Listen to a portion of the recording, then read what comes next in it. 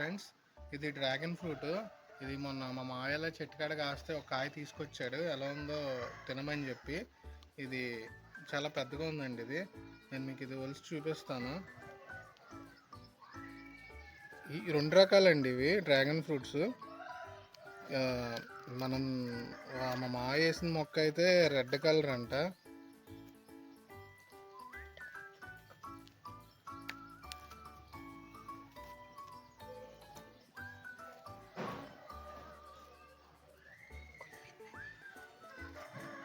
చూసారా ఇది ఎంత రౌండ్గా ఉందో కాయ.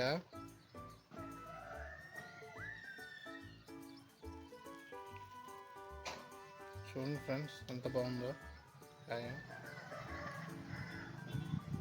టేస్ట్ చేసి చెప్తాను ఇది ఎలా ఉందో.